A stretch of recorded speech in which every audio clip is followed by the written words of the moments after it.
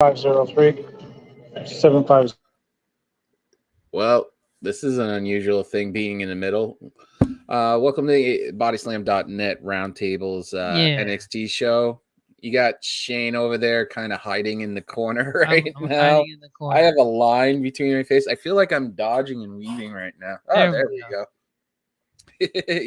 I don't know what's up with your camera, but hey. I don't even know that's kind of unusual. Here, let me try to fix that. There you go. Yeah. So it was a great show for NXT. It was a good show to actually just pick up from Roadblock, and we'll go through everything bit by bit. This is the first time it's just me and Shane, so yeah. And the thing about it is that's awesome is you could pick on everybody on the podcast on the roundtable, and you mainly don't have to everybody worry just pick on me, and I just sit here and I just take it. So there's a few things we'll talk about. Obviously, I want to ask you stuff about the tournament, even though this is the NXT show. Right. I usually start every show for me would be like, what's good? How you doing? But with Scott Hall passing and stuff, and I'm going to put my 2 cents in now, if you don't mind, because I heard what you guys said last night. Go check out their Monday Night Raw review show. That was interesting as heck. I have to start the show by saying, hey, yo. Hey, yo. So I wanted to talk to you about this, too, because we'll talk about Scott Hall a little bit. They did a tribute, because it was on NXT, obviously. They did a tribute about his life and stuff like that. So why not we start with that and talk about Scott Hall a little bit, our experiences and everything, and go from there. Right. I tweeted this out. My very first experience was like early 90s with him as Razor Ramon. I got to see him at the old Boston Garden when I was a kid, because a friend of mine's parents would have house show tickets for the old Garden, and it would be all the way up in the bleachers. It would be like a $10 ticket. You know, they got an extra one all the time because they knew I liked wrestling and stuff. Right. And he would be on the card. He wouldn't be going after a championship and stuff. He would just be on the card. This is also the same time when the Guns, Billy and Bart, were a tag team. So that's how old I am. I'm dating myself right there. But growing up and seeing everything after 96 with the NWO and stuff, all the stuff he was doing, to help other talent and stuff. What is your favorite memory of that? Because for me, those house shows at the Garden were like, you can't take it's for somebody who's a young wrestling fan that age, you can't take away a house show that had a lot more meaning now that you look at it now compared to when you're just there. You're like, oh my God, this is great. But now as you get older, you realize, wow, that had more impact than I thought.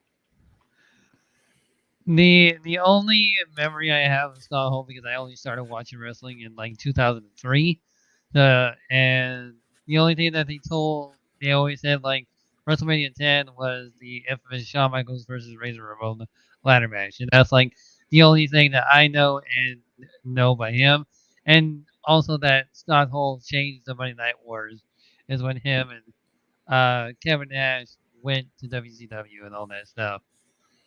I think it is that he literally changed not only the current generations, past generations, and future generations' lives in wrestling. He changed everybody's lives, and it's and I put this on there on Facebook on the Wicked podcast website, Facebook.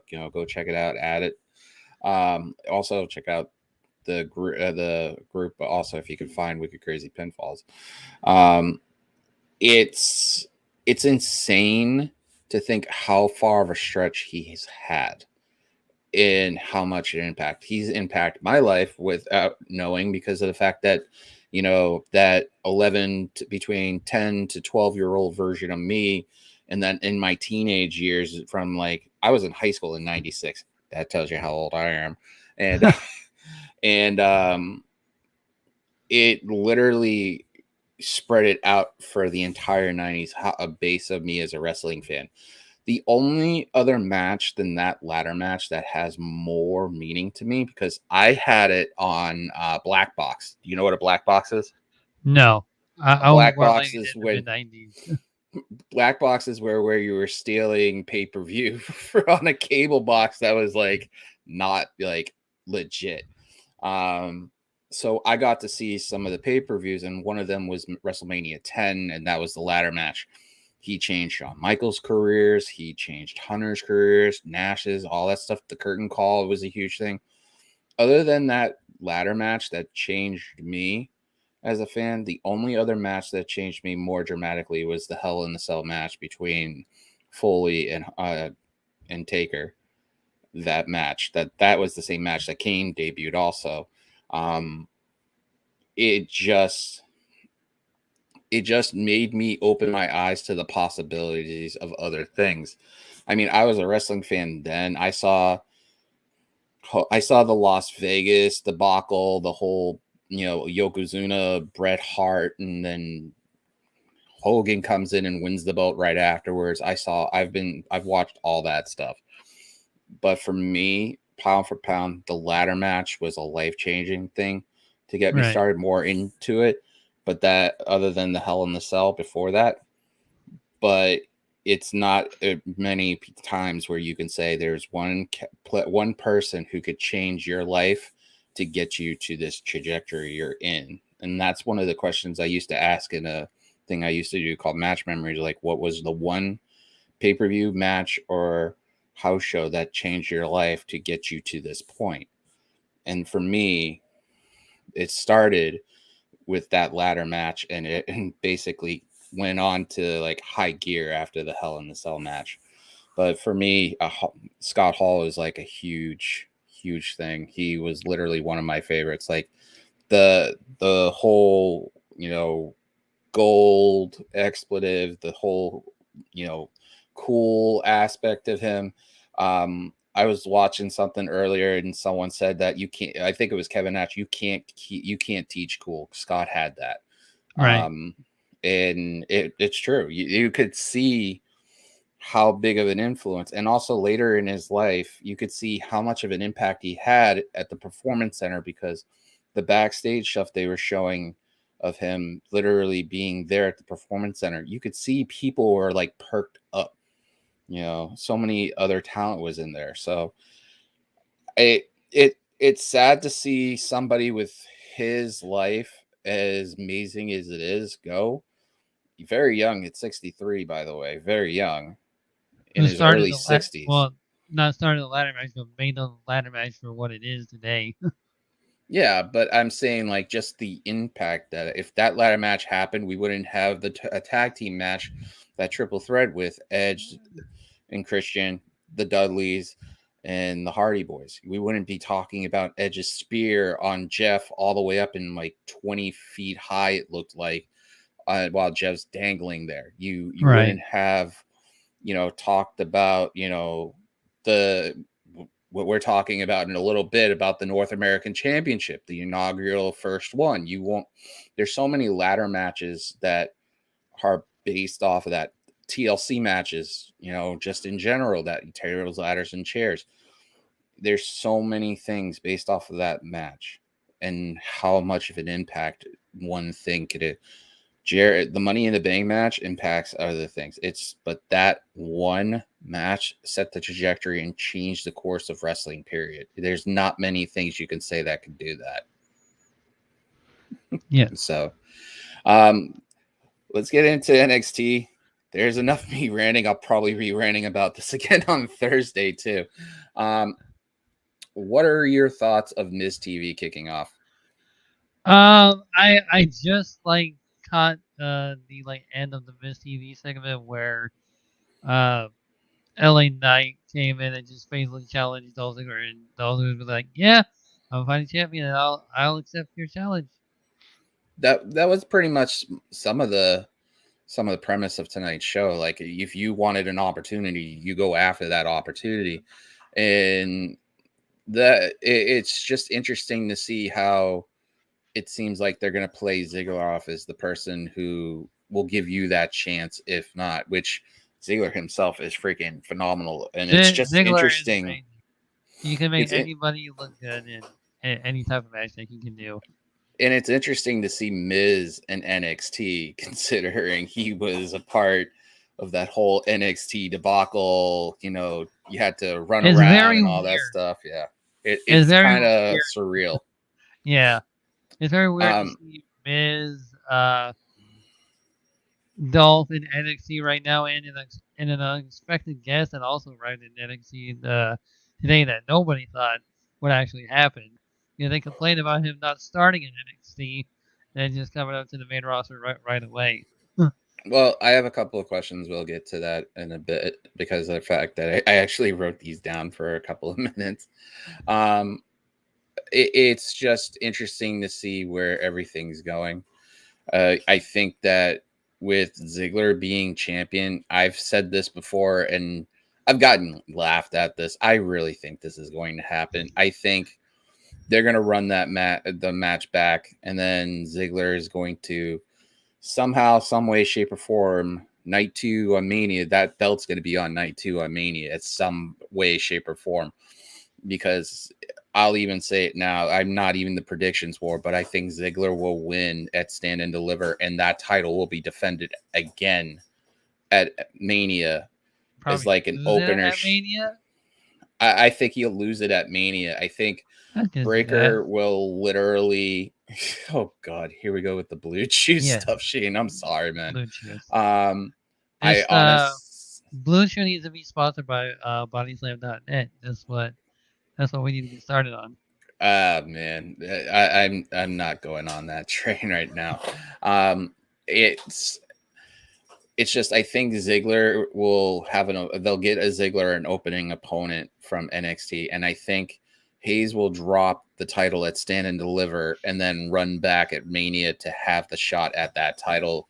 And then on the next takeover or major show, we'll have Breaker versus Hayes in that type of match. I think Hayes will lose the North American title at Stand and Deliver. That's just my pick.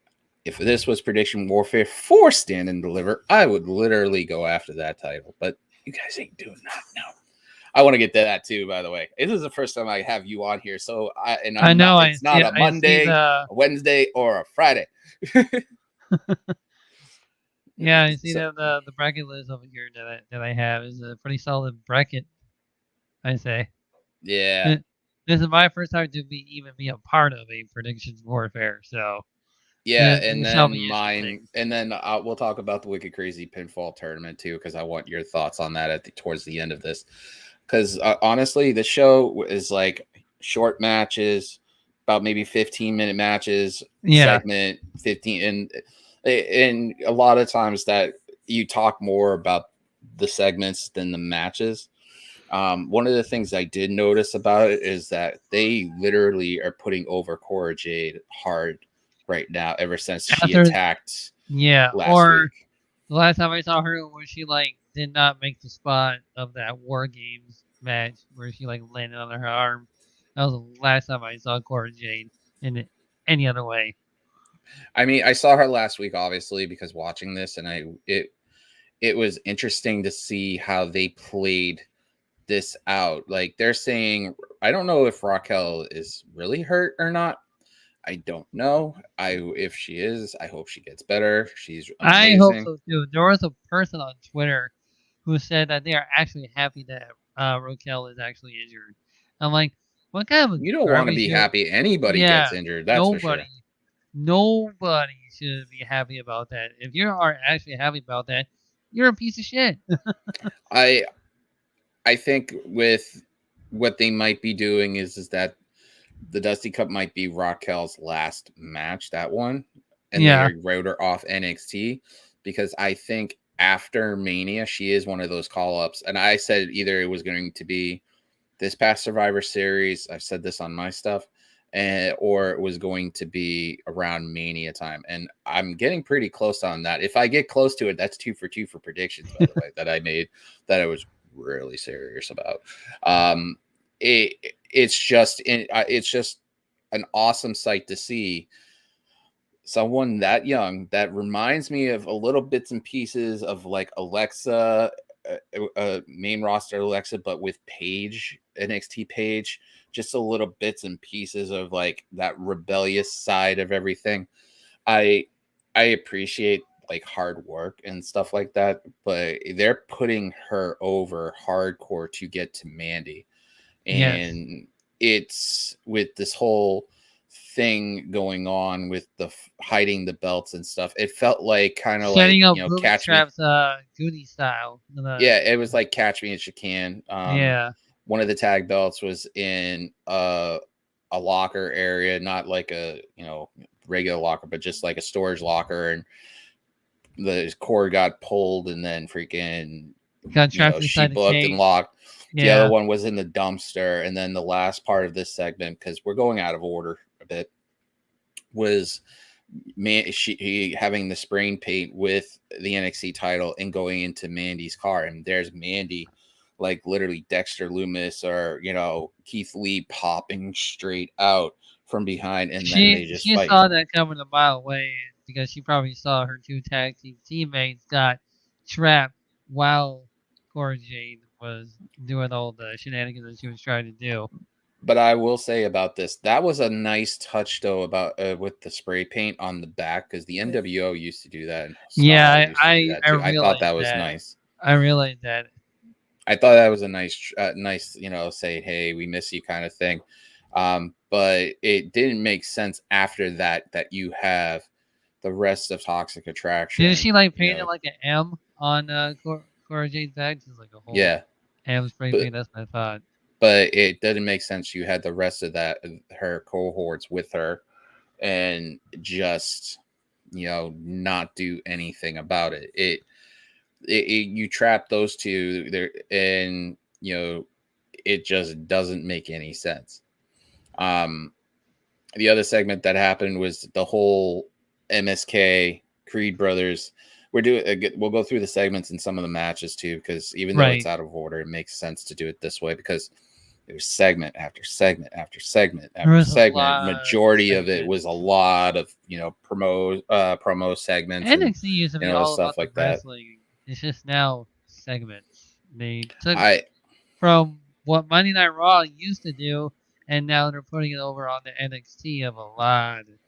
Yeah, for me, I think the show at Roadblock was really good. I think the show before Roadblock was good, but I think like any good TV show, they have a filler episode, and I think this was mostly a filler episode because they have to get ready for Stand Deliver within after this week, 2 weeks, because they so realized they have that to Stand go. to Deliver was so close. They're like, oh dang, we forgot about Stand to Deliver. Yeah, exactly. And what I think is more important though is that they need to get from A to B instead of A to D right away. And that just seems like tonight they just pulled the trigger on it too quickly, especially with this triple threat match they announced for the tag titles. Which is gonna be good, and I hope the Creed brothers win the tag Creed Brothers, titles. yeah, Yeah. I know. I want them to win too. But Creed Brothers is standing in there with the amazing Malcolm Bivens. Oh my god. And literally they're calling out whoever hit them. MSK walks out in the NWO t-shirts, which is a nice touch. Yeah. And they're and MSK came out and said, "Hey, yo." Yeah, they said it a few times in this whole segment. But you know, this could be setting up MSK's heel turn. That would be great. It just led up to them saying, well, I deserve it, you deserve it. It's just like pointing fingers like little kids. And then Imperium pops up and says, none of y'all deserve it. You shouldn't even be touching these titles or being near these titles. It's like hot potato, but it's like that whole game when you're a kid, you're like, oh, you know, you can't have it, I can't have it, that you can't have it. So it's like you're playing takeaway. It's like playing takeaway. It doesn't make any sense.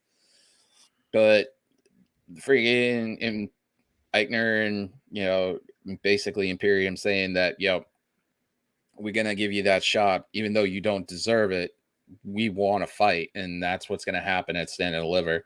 I hope that this triple threat tag match is just a tornado triple threat tag match. I just hope that the Creed brothers come out winning, and if not, MSK can do something with it. As much as Bad Blood would I think not want MSK. that to happen. I think MSK is gonna get called up pretty soon. It's just starting to feel that way. And that's the other thing. There's a lot of vibes of who's going to go where now. The other segment we're going to touch on, I think it's going to be at length. We should talk about is they gave Tommaso Ciampa a considerable amount of time. I think this whole segment was about 20-25 minutes of the show, maybe a little less. Which it should have been about more wrestling matches instead of a segment. But I think this one had a purpose. Why? I think if they didn't have Ziggler in LA Knight at the end of the night, had double wording on there. I think the possibility would have been Tommaso having that as the last part of the show, because he talked about his history about NXT since 2015 with DIY, the psychotic, version of him, all these different things, tag team championships, coming out with the chorus of boos. Yeah, leaving New Orleans, talking about to this day, he literally loves the fact that he came out with all of them hating on him and stuff. That from the independents and stuff, he always wondered what it would be like to be the man. If somebody gave him the chance to be the man, to grab the ball and run with it.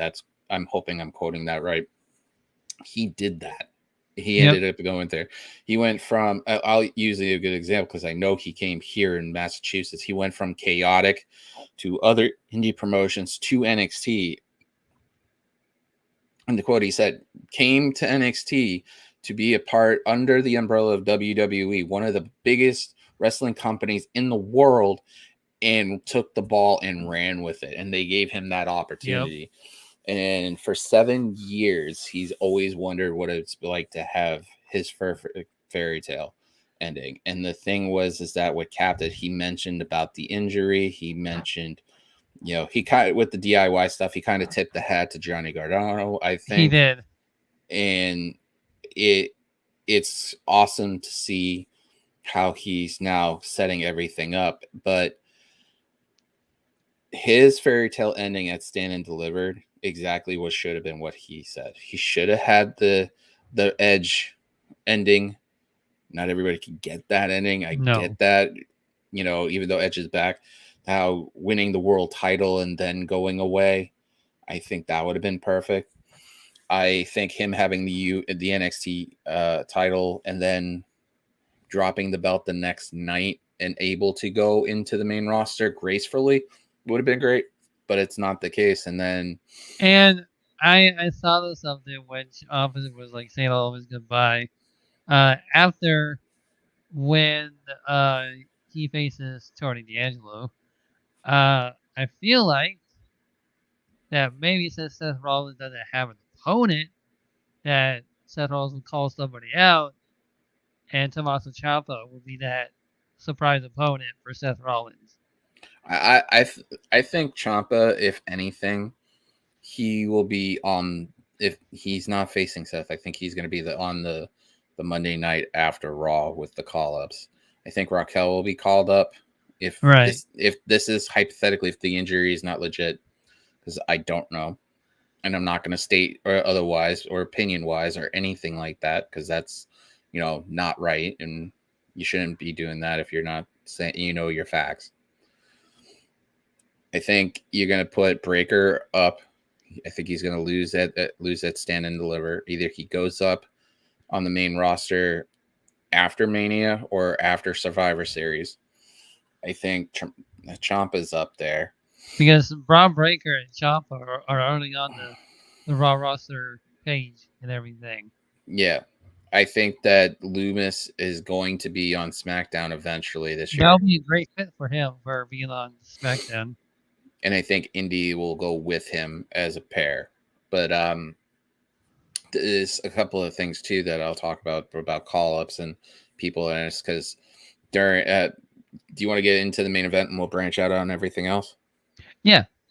Okay, so Ziggler at LA Knight.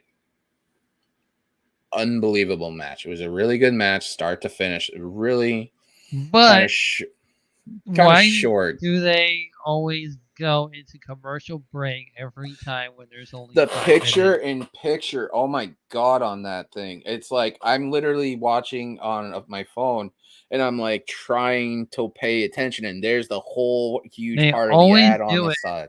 when there's the main event on NXT, and only when there's like 5 minutes left to it. And I'm like, stop doing that.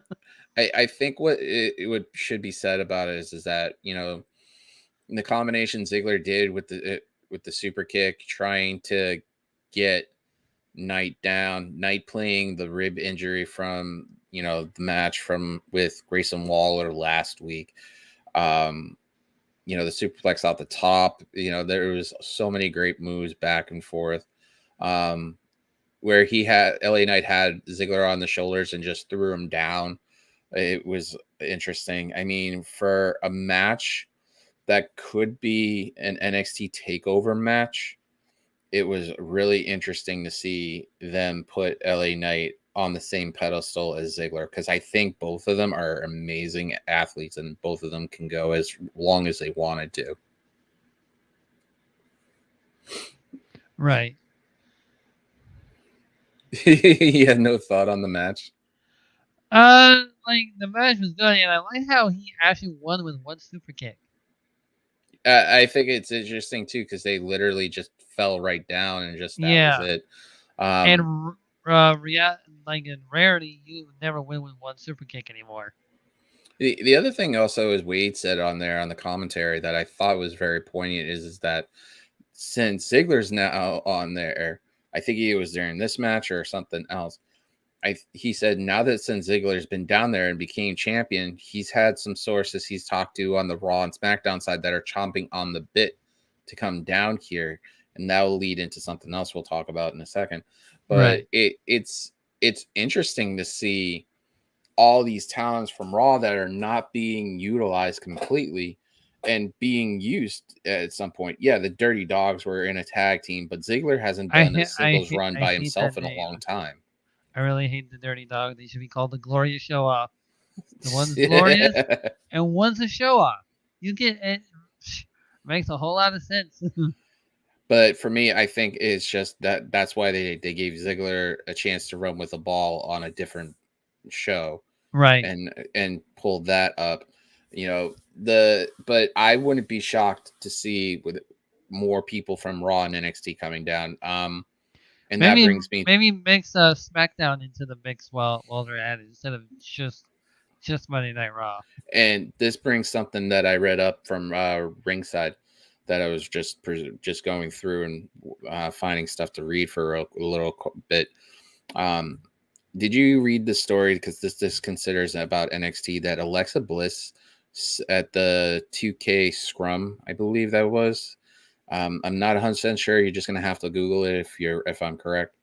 She stated that she would be interested to face Mandy Rose for the NXT title. That's another name that could come down. There's so many talent that they're not using on the main roster that could get their time and to use it. So I wouldn't be surprised for the rest of this year. You'll see somebody like Alexa's Caliper, or they might send Bailey down to NXT for maybe a one-off He'll or Bailey something. in the new NXT. That'll be pretty good. It would be interesting for her to do ding dong hello and then walk out, and there it is, and she basically goes crazy. I mean, you do so many things and stuff, and the possibilities are endless. But for me, this match was really good. It wasn't. She is a free agent. She did post it up on Twitter. She is a free agent right now. Yeah, and I won't be shocked if she shows up in an NXT show at one point. Because if you don't have nothing for her to do, because she's the longest SmackDown Women's Champion, she's done everything on SmackDown. Why not switch it up a notch for? Well, technically, if you think about it, she didn't lose the match. She got lose the title. She got injured, and she's still technically the longest SmackDown champion. Yeah, she is still technically the longest SmackDown Women's Champion. I honestly think that if they keep doing this trend, it'll be for the rest of the year. We're in March going into April almost. We're halfway through March getting to April. And I really do believe that they're going to keep this going. The names of the talent they're not using as much would be great. And that leads into, El Gato del Fantasma's backstage segment where, Escobar's calling himself the greatest luchador of all time. And then out And comes who you got? Rey Mysterio. One of the things you said in the chat too was that the lighting on there on the NXT side was too bright that it could create It was color blindness. very bright. Like it literally blinded me for like a minute because we went when the whole like Rey Mysterio colors hit. Like you can tell like just everything just shined up like all at once. And I was just like, oh my eyes. It was like shiny like a diamond. Yeah. It's just. It leads into the match with El Gato del Fantasma and the Mysterios, mainly Dominic and one of the members of El Gato del Fantasma. I think his name's Ramon. Now people can't say he never wrestled a match in NXT yet. No, not really. And the match to me was really good, but the ending was like, just kind of. Julian and I discussed like he's definitely improving a little bit by week.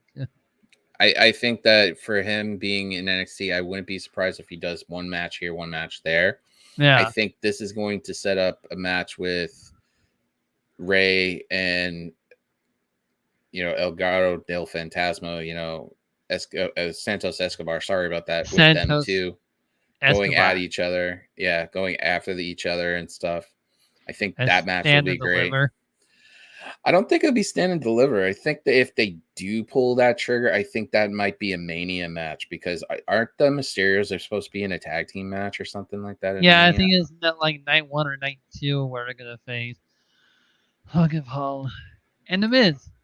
Yeah, so I wouldn't be surprised if you see some point down the line. Duty.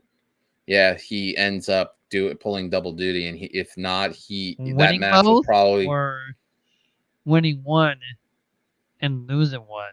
And I feel like he'll lose to Santos Escobar and then win against the Logan Paul and The Miz. Well, I think that for the most part, I think with that match with Rey, I think the match will probably end up going at a different point. If you keep Santos Escobar, because that could be another name they're floating out as an idea, taking El Gato del Fantasma and bringing them up. I wouldn't be shocked if they do that, but I think right now, I think would be best is just having Rey go down to NXT, kind of like what AJ did, and do something at a big show, like a takeover or something like that. Because after this, you still have July and August to set up, right? Because there's no, I don't think there's after April, there's no May pay-per-view. I don't think. Let me check. I'll be wrong. I want to make sure. But and then you have Money in the Bank. So I mean, let me see.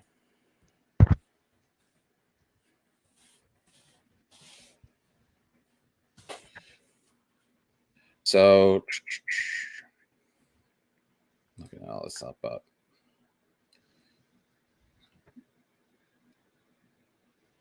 So Stand and Deliver. You got Stand and Deliver May 8th. As Backlash in Providence. I forgot about that, and that's in my backyard too. June 5th in Chicago's Hell in I'm a so Cell, glad you just called it Backlash and not WrestleMania Backlash. Yeah, that's what it's saying it is, but around here it's being advertised as Backlash. They're smart. They're smart. I think that you save. I think you save a match like that quality till SummerSlam.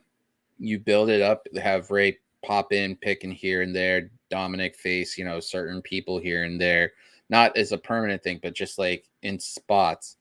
And then at SummerSlam, you bring El Gato del Fantasma up for a few months, like they did with Breaker and Ciampa, and then just let it go. So that would make sense. But the match itself was really good. I mean, it was good. I was impressed by Dominic and NXT. It utilizes a lot of the lucha style match stuff. It's interesting to see, the 619 and the frog splash and they, doing a lot better by using the frog splash every time. It seemed like he had to readjust it for his frame, and it's still growing. I think that frog splash He's style. not Like, doing the whole tadpole splash no, anymore. I think what he'll end up doing is he'll change up. I think something else will come around and he'll figure his own style out. I mean, he's still growing. He's like what, 25 or so? Yeah, Right? pretty much around that age. Yeah. But I mean, you have the tag team of, I think it's Brooks and, oh man, I'm bad with names. I really am. But you have a interruption inside this match at the towards the tail end, which kind of made Ray take his cheap shot on Escobar, and Dominic wins. And I want to see what they do with this as a storyline. I love NXT watching the wrestling aspect, but I love NXT storylines when it's done right. And this can be done right because this could set up multiple avenues on this. The Saraya, we'll get into the Saraya Tiffany match. That was okay. It was just like one-sided. Like, you're trying to push. Yeah, the Tiffany thing that I Stratton a little noticed bit. was she's trying to do that Starship Pain elbow drop. She landed on the other girl's knees, and I was like, "Oh man, that looks really bad." Me and Bad Blood have even said this, is that only WWE do something so crazy of having like an ethnic character base with a loose anime base, and you have somebody who's something from Clueless, like two different spectrums, literally wanting to beat the crap at each other. Right. You need to give me something in this match that makes sense, and none of it made sense. Like, it really didn't. None of it made sense at all. Just like, Indy Hartwell and Persia Piranha. And people complain about AEW's goofy stuff. This was literally the goofiness thing that I've ever seen on a wrestling show. It wasn't even the goofiest aspect of it. It's the end of it. It's literally like you and your friend slapping each other and just seeing who could just make each other laugh, like the ridiculous stuff. That's pretty much it. These two didn't really take this any serious. And then at the end, you had Duke Hudson at the end with, Dexter Loomis. They, and both Indy and Dexter slide in like Dexter does in all these matches, and nothing comes about it other than a huge makeout session and all that jazz. It doesn't. It's not something normal you want to watch normally, but NXT is now going back to the old school thought. And you guys pointed out that, hey, it's going back to like the reality game show type of thing now. You guys pointed out last night, because I watched the post show on my way on and listened to. I didn't watch, but I listened to it on the way to work a little bit here because and there. You can't watch it in your car because that's illegal. Well, if people don't know it, but what you guys were saying is that with Laurinaitis, it's going back to the Divas thing. I think in NXT, it's going even further back than that. I think it's going back. NXT used to be the cap of like NXT was the start of women's wrestling actually becoming women's wrestling.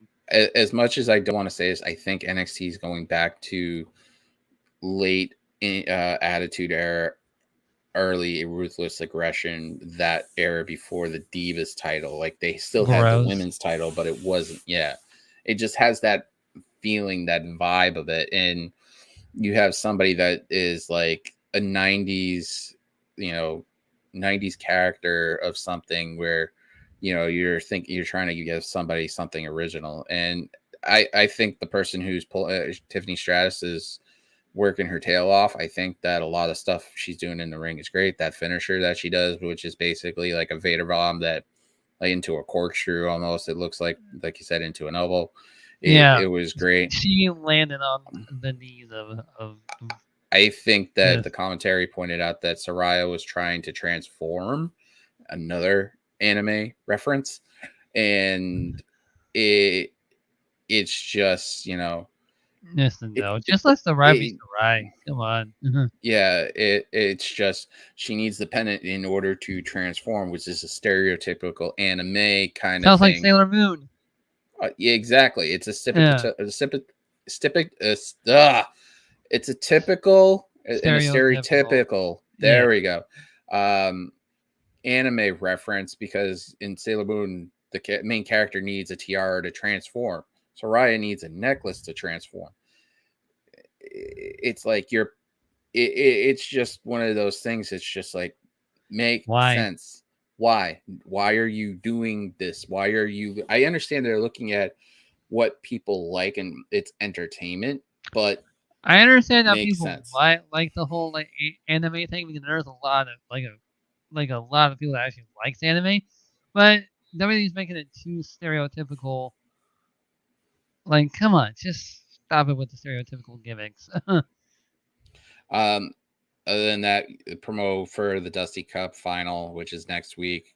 I want to get your take on the Dusty Cup on the women's side overall. What are your thoughts on the Dusty Cup? I honestly think that Toxic Attraction. I love it how they think Wendy Chu and Dakota Kai are a joke in this tournament.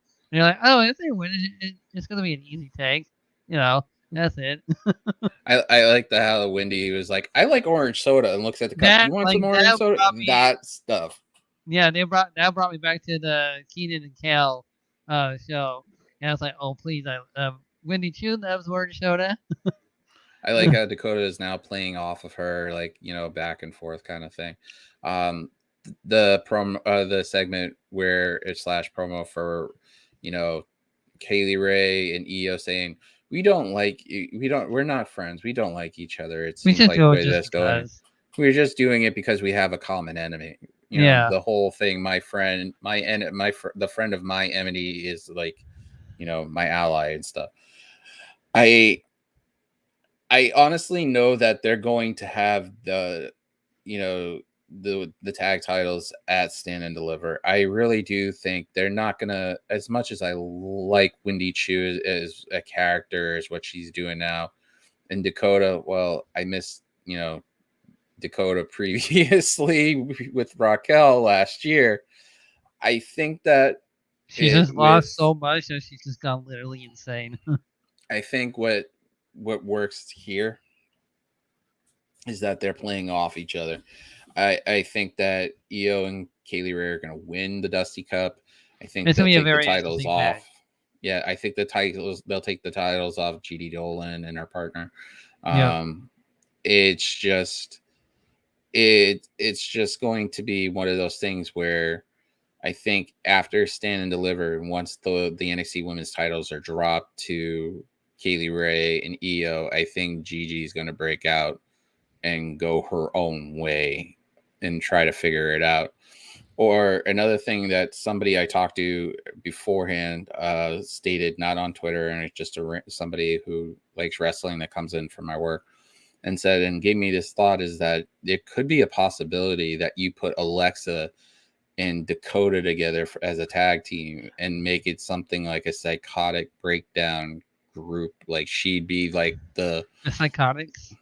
Yeah, she'd be like the de facto instead of the iconics, shrink and stuff like that. Yeah, pretty much. But I'm excited to see where this match goes. It should be interesting. I've already said who I thought would win.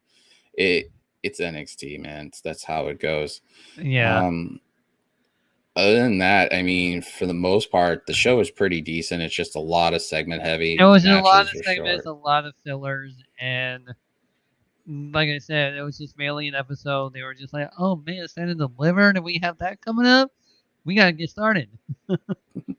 I mean, yeah, it's just a lot of stuff. Like a lot of the stuff you had to intake for content from them. It was just like, oh well, we're running this real quick or trying to get this quick. It's just, the matches for Stand and Deliver are insanely good. I mean, the triple threat match is coming up. You've got, Ciampa and Tony D'Angelo. You've got Breaker, who came back, who was told not to come back, versus Ziggler.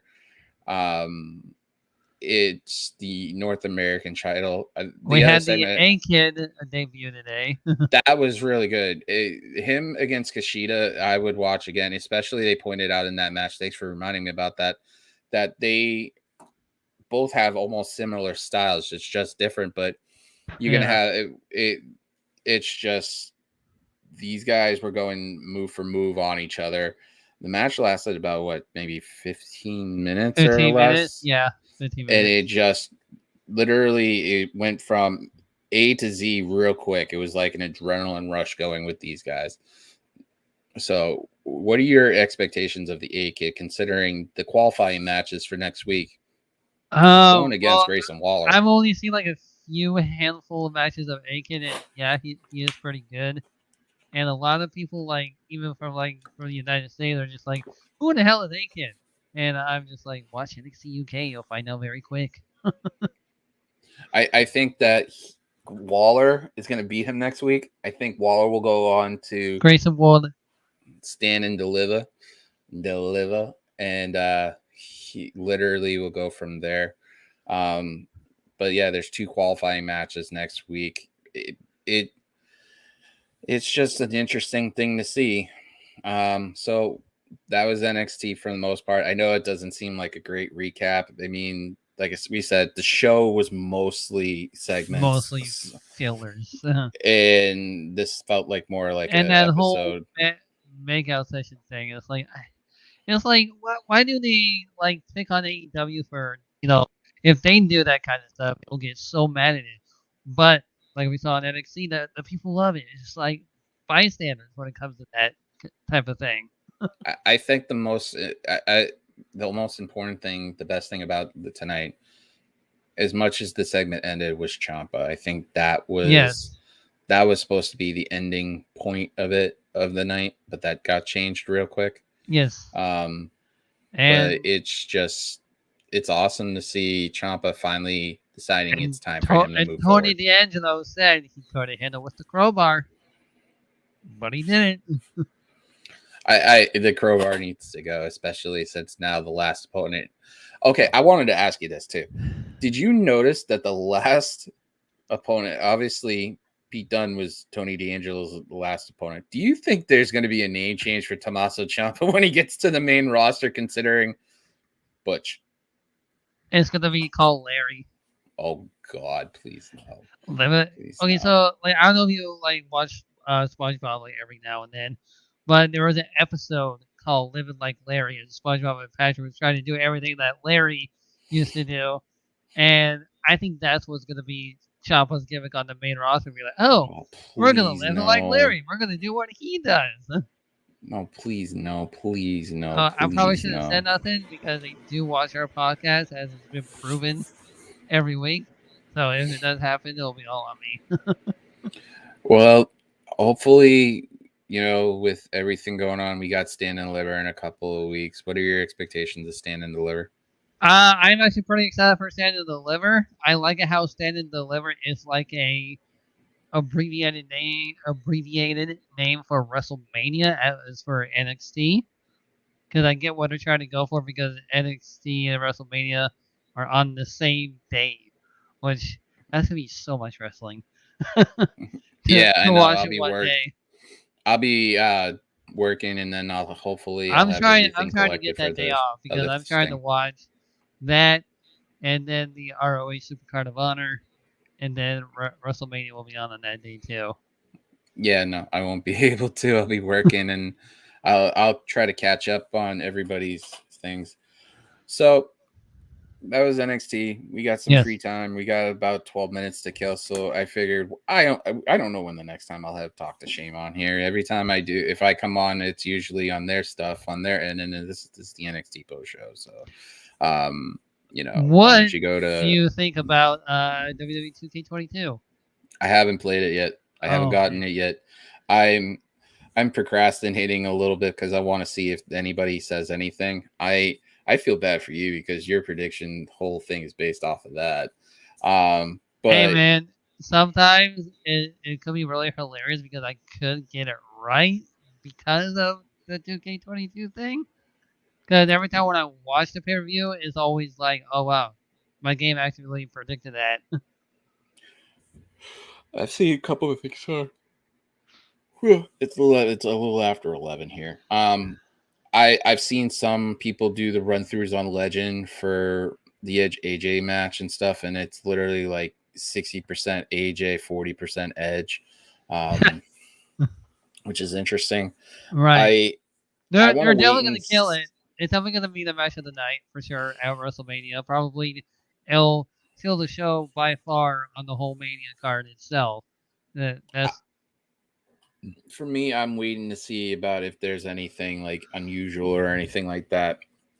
because You're if one person I my know that have, predictions come true on the whole Chop Out Rollins thing, then oh boy, then we're in for a little bit of a treat. I've seen, people talking about it. I've seen Pluggo play it. You talk about it.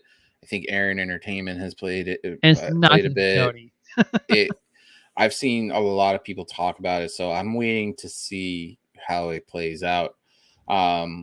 Video game wise, the game I did pre-order, I'm excited for is, and this is off topic, is Nintendo Switch Sports, which is going to be Oh yeah, awesome they're because gonna. of it's the sequel to Wii Sports. Oh, that's I pretty can't cool. wait. That's pretty cool. Probably see if What I can are the talk to sports Big that are Dog on it? KS Just the over there. typical sports, or are there any new ones that are It's the on? same ones, and then there's soccer also. Oh, soccer. That's gonna be interesting. Okay. So I might see if I could talk to our boss Cass over there and see if we could do like a bowling night or something like that if people get copies on the Switch or something. Right. So 10 minutes left before our amazing producer who's working on something somewhere. So the brackets for the Wicked Crazy Pinfalls were released. You're in the tournament. I know this is And my first tournament, and yeah, I'm excited. I'm excited for this. you're going against our producer, Bad Blood, Yep. Chemical Julian, Yep. and our boss, Cassidy. Cassidy, man. What's up, Cass? What do you think of your chances of getting into the next round? Because the bracket, if you look up and down that bracket, it is stacked. It is a stacked bracket, but I am hoping that my simulation is all true for me just to be advanced to the next round. Yeah, well, Stand and Deliver, you're gonna have to pray for that because your picks for Stand and Deliver depend if you get it on to night one. Right. So I'm gonna be literally sitting there having everybody's picks, and I'm gonna just be like, Which, by the way, I will be doing a simulation for Stand and Deliver WrestleMania Night 1 and 2, and I would love for the entire BodySlam.net crew to watch on my Twitch channel, and that's where I'll be holding it. I think that your major competition, I think it might be Cass.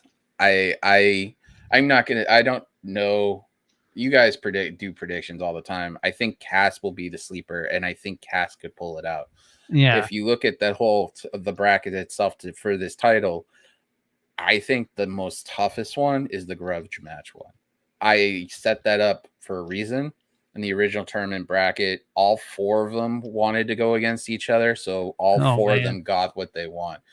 I'm allowed to give my picks in this tournament. I'm the proprietor. All these podcasts over here, do they all also got titles, and would they all be on the line? No, this is to crown the Wicked Crazy Pinfalls Community Champion. This is for the entire wrestling internet community. They can go after this title. Whoever holds this title has to defend this title for 90 days. It doesn't have to be 90 days. The old school day used to be 30 days. Now it's 90 with this because I figure, and if you lose the title, you have to ship it to the next person. So let's say Bad Blood, you say, but your title, the Roundtable Podcasting belt, which will look nice right behind me. It will happen. I swear to God, that belt will be in Massachusetts at some point. And if it ends up on this side of the table, I'm guaranteeing that Wicked Crazy Pinfall crew is going to want to go after that. The rest of those guys over there on the YouTube channel of mine. Say, if I get lucky, and when Stand and Deliver Night 1 and 2, I could be 2 belts. First time winner. I think that Husky I 2 think belts. Yes. Oh God, here we go. Yes. Wait till Bad Blood comes in and starts saying it. Oh, that I sounds think that nice. That has a ring to it too. the thing is that say you lose the Wicked Crazy Pinfall title, you have to ship it to the next person, so on and so forth. Yeah. But I'm going to announce this here. This is for everybody who's watching the NXT post show for bodyslam.net. And if you need to donate, and if you have that itch to do, I keep screwing up on this, but go to the website and donate to a Slamtastic a bunch of people. Literally, you get all the news from wrestling and other types of sports, boxing, MMA, and go help these guys. They work their tails off and stuff. I do this for fun, and primarily this is the best thing to do because they're awesome and they brought me in. Yeah. Just go do that stuff, support them. There's more content coming out. You've got, the Jabronis, you've got, Pipe Bomb podcast. There's so much you could pay attention to. Also, I've got a couple ideas for a series I want to pitch, but let's see what Cass says about them first. But I'm just saying though, Husky 2 belts. Nice. This is going to be the announcement. We are doing an undercard. It's going to be a 2-match undercard. One is just for fun. It doesn't matter. Anybody can participate. If you can just IM me or DM me or whatever you want to call it.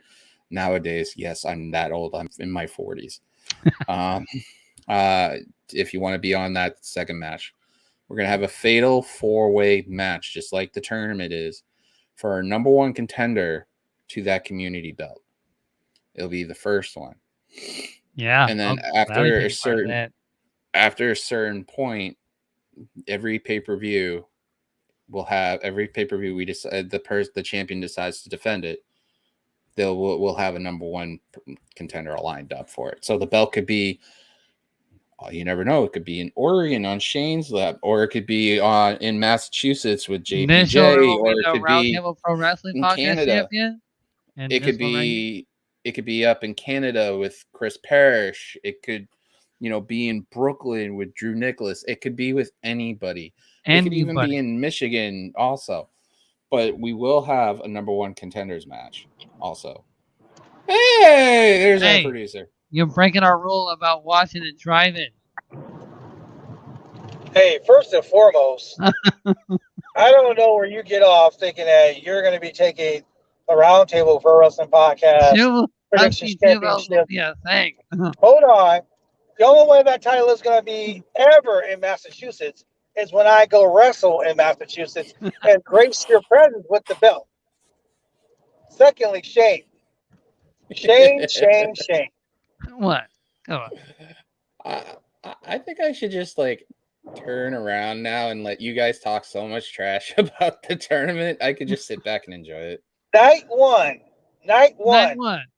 of WrestleMania, you have the honor and privilege of facing the mixologist of professional wrestling, Mr. Chemical Julian, for the right to challenge me on night 2 for the Roundtable Pro Wrestling Podcast Championship. So, you got to get past Julian. As long as Julian doesn't pick Madcap Moss, he may win. Now, as for the Wicked Crazy Podcast Championship, I will be glad to add that trophy to my trophy case. I knew that's you already have 5 belts enough. I have 6 belts, actually. Oh my God! You don't need no more belts. You're good. I need 1 more belt. I need to be Bad Blood 7. Bad Blood 7 Bad Blood frozen right there for a second. Trying to be Ultimate Dragon or something? But you also have to remember, you have to get out of Stand and Deliver clean. And you're going against our boss, Chemical Julian, Shane. Me. Okay. I ain't worried about you. And I'll be honest with you. You, Julian, and Shane, I don't have to worry about all that stuff.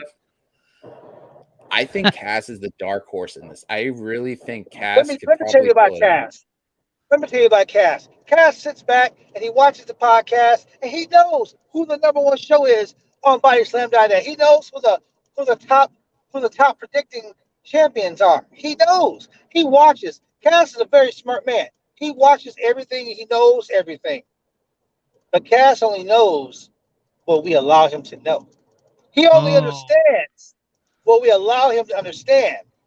So when it comes to the predictions warfare, the other person in this whole tournament on the A bracket, B bracket, whatever brackets I have to worry about, it's Cass. So Cass, I will say this much. In that 3-way end, right, for night 1, if you make it out of Body Slam's bracket, you have to worry about the other side if you get to night 2, because that grudge match bracket, and you have to admit, is stacked. It's it even really is stacked even okay, harder. it is stacked. It is a great bracket.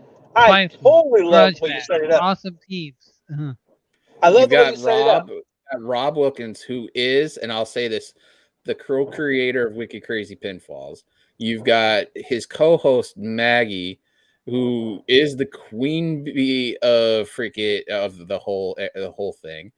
You've got Wrestling Perspectives Dennis Farrell in this also, and then you have the head of the table Drew Nicholas also in that bracket. All of them wanted to go against each other, so I figured I'd give it to them.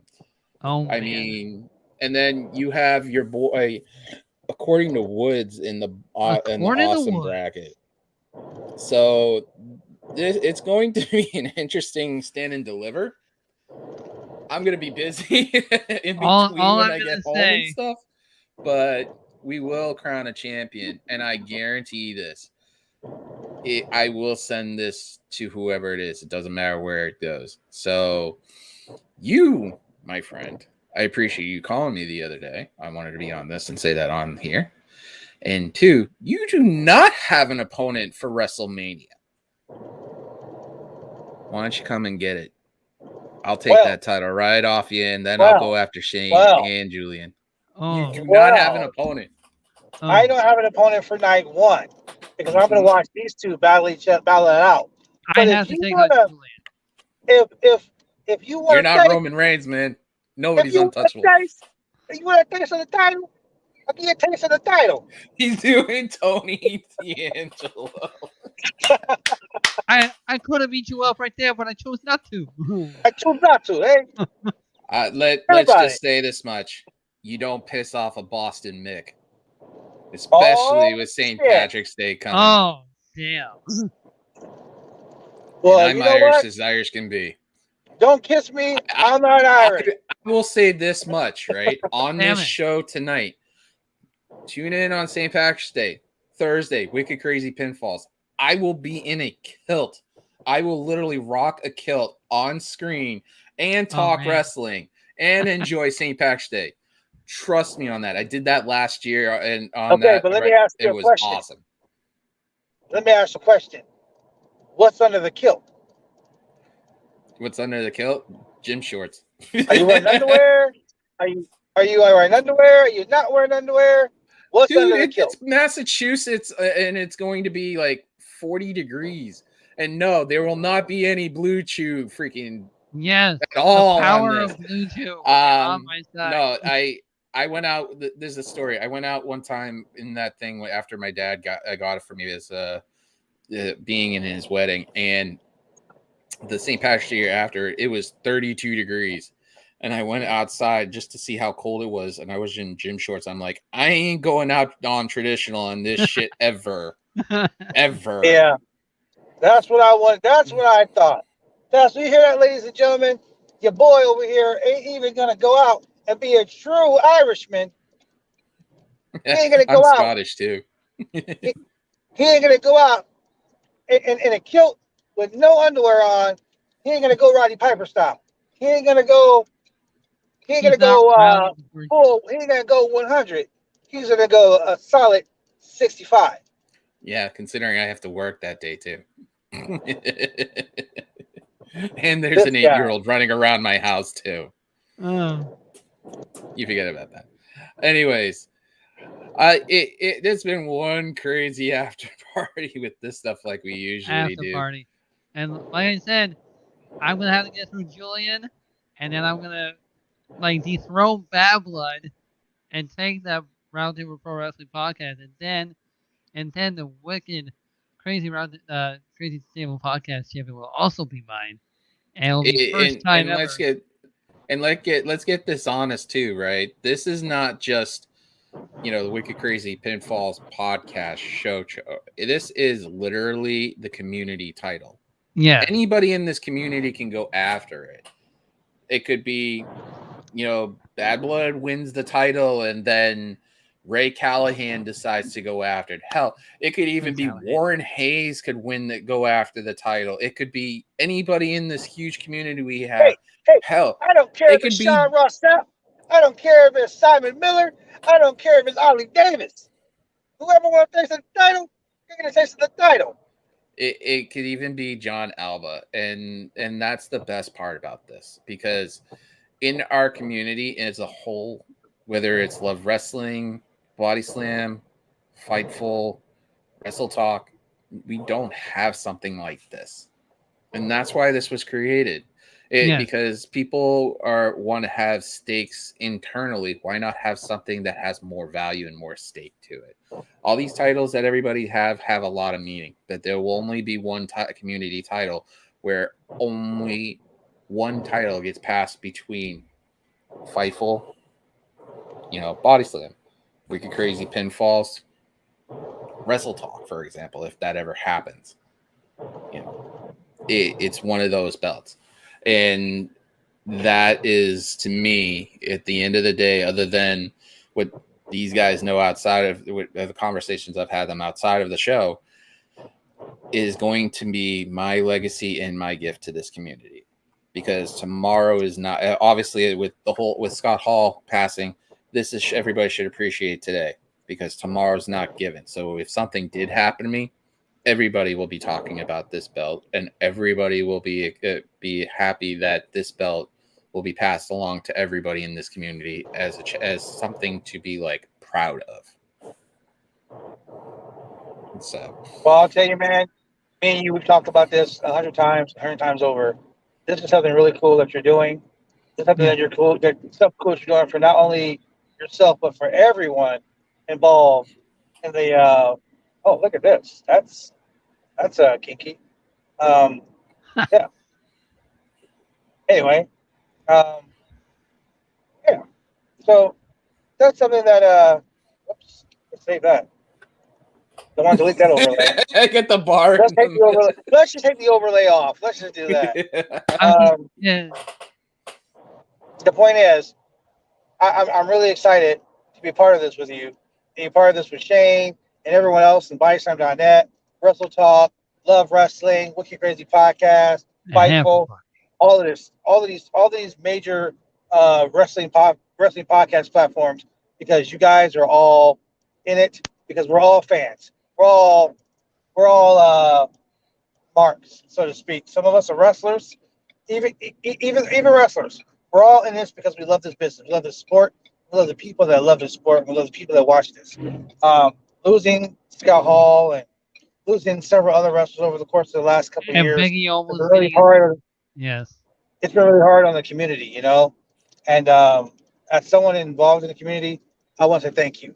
Thank you for taking that effort and stepping up to do something positive in this time of trouble and this time of uncertainty. You stepped up and did something positive for everyone in the community. So thank you. And on top of that, there will be a legit community champion. The person will pick. We've had in this tournament previously, we've had three 100% picks, and 2 of them are still in the tournament.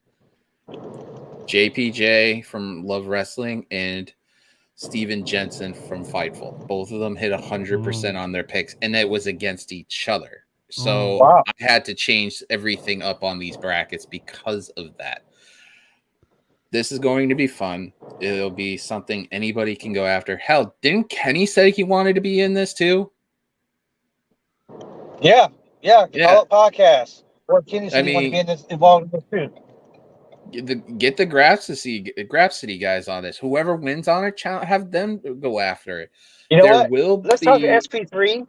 Let's talk to SP3 and let's talk to Righteous Reg and Phil Lindsay from Grab City. Let's see if we can get those two podcasts to join us. Ooh, man. then what I'll do is this, and I'll say this because the brackets are as is because of how many matches there will be to get to that point. Because if you saw it, night one is going to be a triple threat match, and the winner on one side will be meeting the other person on the other to have a regular match. The thing is that we're having a number one contenders match. They're more welcome into it. I can make that a fatal 4-way, and we have the one person go out of it. I have one person in mind I want to ask and see if they want to be a part of it. But if we can get those guys on it and you can help me out with it, you know what? that would be perfect. Send me a tweet. Tag me on Twitter with tag me on Twitter with what you want to do. I'll tag SP3, Righteous Reg, Phil Lindsay.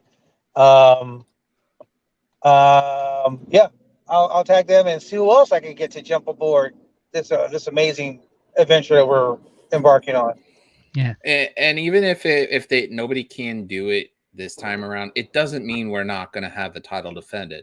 In as much as I am the proprietor of this belt, the champion has 90 days. It's not 91 days, it's 90 days. It's the way it used to be long time ago. Not this whenever they feel like having it on a pay-per-view kind of shit. So, question: It used to be what happens 30 when the pay-per-view doesn't go for 90 days? AEW only has 4 pay-per-views a year, and WWE is cutting down their premium live events. the So, PLEs. it also covers Impact, ROH. Really? All right. Even if I don't have access to watch that stuff, the champion Mike wanted to know. we have to now. This is why the reason why it was made, because there's so many content, so many pay-per-views and special shows during that hit. The champion can decide, well, AEW's Double or Nothing's in 3 months. I want to defend it there. The number one contender has to have that match there. So that person has to make picks on that stuff. It gives the champion the opportunity to pick which show to do it. But if the champion does not have the understanding that they can pick the show, they have to be also understanding that if they don't pick it, the challenger now takes over. It has to be a mutual agreement. It's not like, Shane, you wanted to do Money in the Bank, but Bad Blood wants to do SummerSlam. It has to be in a mutual agreement on the match. It's like the old school boxing. You have to pick a time and a place in the mat and in the show and agree to it. It's not like you see if you look at the whole pay-per-view schedule and figure which one's better for you. So are we picking? Okay, so let me get this straight with the picks. With these matches, are we doing predictions for the whole show or just for individual matches? It's going to be the entire show, just like a regular prediction show. Okay. And pinfall, submission, DQ.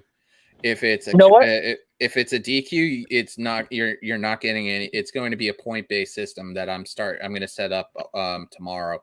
Talk to Julian about the point-based system we do for the roundtable show. It's so intricate. We got it for like run-ins, disqualifications, how many weapons, surprises, debuts. Surprise debuts. How many times the person uses a finisher, all that shit. Like, hey, what color? Parrish about it too. Are they wearing? I talked to Parrish about it, and the idea came of is that you pick whether it's submission, pin, or DQ, but the DQ has to be within reason to get a point. So if it's like a ladder match or something like that and the person wins the belt, well, if it's a regular match, it's completely different. But I'll figure it out. I'll talk to these guys about it too, considering the fact that how crazy this is. But eventually, the whole goal is to make somebody the representative of the community and have them do it right. Now, like I said, This title can float between Phil Lindsay and Everywhere. Grapsody. It could go to bodyslam.net. It can go anywhere. Just so long as the person understands that you don't keep the belt. You're representing the community as a whole because of the fact that you're willing to carry, the burden on that. Anybody can challenge it. It's just it has to be defended within 3 months. Right. The other thing is that it came agreed upon about this for a lot of people is that if the title is not defended, even if I give you 100 days, I give you a couple of days leniency because let's say, like you said, if the tournament, if the title is not defended within the 90 days, but there's a pay-per-view 5 days later, I'll give you the grace period on that. But anything past like 100 days, you have to send me back to the title. And then I will decide who is the next champion, and we will continue that cycle over and over again. Well, if you do it that way, if they don't defend the title, the number one contender should be granted the championship as, they're the number one contender. That's I'm looking at it as like the number one contender gets a shot at it off the bat and have a match against somebody who I think that it deems worthy of it. So let's say Shane can't defend the belt. You're the number one contender. You get the shot at it at the main event at a pay-per-view and say, I have Parrish as your opponent. I pick Parrish as your opponent. You have an opponent to go after to get the belt. It's just that Shane is eliminated out of the equation for 90 days. Okay. Oh man, it's we'll have an interim champion. No, it wouldn't be an interim champion. No, You would be. Yeah, No. You would be the champion. It's just there wouldn't be any interim champion. It's made to that clause in there is made to make sure everybody can represent. And you could be on the round table. Like I said, you could be on Wicked Crazy Pinfalls. You could be on Grapsody. You could be on Fightful Overbooked like Drew is and stuff like that. And just have the belt there in the background like Drew said he would or, something like that. But it's a community belt. And that's the most important thing. We don't have any representation of a championship for a community because there's so many people in this community. But everybody that's doing content creation for the community. There's no stakes in these predictions other than like what you guys do. You and Julian have a belt that goes back and forth. What's the fun in having a belt or a competition when there's nobody else to challenge to have somebody send you something that represents something? I agree. And I love the belt you guys can, considering I gave you the plans for it. Yes, sir. and the thing about it is that it's going to, for me, right? And I'll say this right. The Roundtable Podcasting belt is a bodyslam.net company belt, which is great. The Wicked Crazy Pinfalls, though, the difference is there will be a Crazy Pinfalls show belt that will go around all the members. It's just this is the community belt for everybody to actually go after. So we got to wrap it up because we got to wrap it up. We've been talking about this tournament for a bit, and I know from conversations for Cassie likes us to wrap it around 90 minutes. So Shane, do your thing, man. You guys are way past that, buddy. Yeah, I know. I'm a bad producer. I should have wrapped you guys an hour ago. All right. You can do your thing. Well, like you heard me, every Thursday night, Wicked Crazy Pinfalls. You got it on the Twitter. Same thing right there. YouTube.com/throwback27. We are literally on the threshold, one person away, according to Twitch, to hit the magical number of 50. And they're sitting on 235. So let's get that up there a little quick. Every Thursday night, got a great cast of characters. I did the show for as long as I could on Thursday, and that was a train wreck a bit. We've got a surprise for somebody this week, hopefully. I'm hopefully being joined by Anakin JMT, who's taken a leave for a couple of weeks. For a minute, I thought you were going to say Anakin Skywalker. I was like, really? Christian Hagan is on this podcast? Real? No. For a little bit. We've got a great group of people. We have Maggie that comes in. Rob Wilkins comes in. the head of the table for Wicked Crazy Pinfalls, Drew Nicholas. We got so many great people that are part of this, and maybe you should be a part of it too. Hell, Bad Blood's been on him. Shane's allowed to can come on anytime. Anybody, it's an open door policy, so anybody wants to pop in, they can pop in. Hell, we had John freaking Alba. We've had Sean Ross Sapp on. And the thing about it is that we've had so many great people, and we're getting closer and closer to 2 years, and not a lot of podcasts can say they've been on for 2 years, and we're getting there very slowly. So, just hit me up on the Twitter if you want to be a part of it. Come by. Any comments, questions, concerns, subscribe, hit all that stuff. Hell, if you have Facebook, we have a group on Facebook, Wicked Crazy Pinfalls. Also, the Facebook profile is Wicked Pinfalls. That's the one I've been running. Just come on and just hang out. We got some great stuff. Hell, the Facebook group, we have Love Wrestling putting stuff in. We have Fight Talk putting stuff in from Steven Jensen. We have the Between Two Beards putting stuff in there from Pluggo. Check it out. There's so much great stuff you guys can check out. Hell, I even tweet bodyslam.net stuff from Facebook and put it in there. Yeah. So much stuff. Go support everybody. Go support these guys. Go support bodyslam.net. They support me. You should support them. All right. And you can find me on Twitch of Husky_518. Also on YouTube of Husky518. Pretty soon I'll be doing an all-call wrestling show. I'll be showing a lot of people's creator wrestlers on there to see what everybody can create.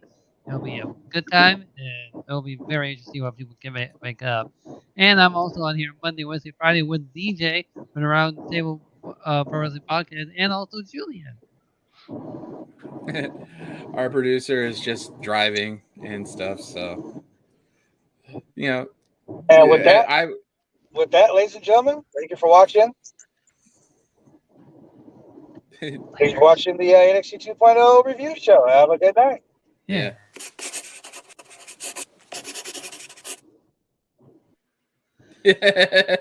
Oh.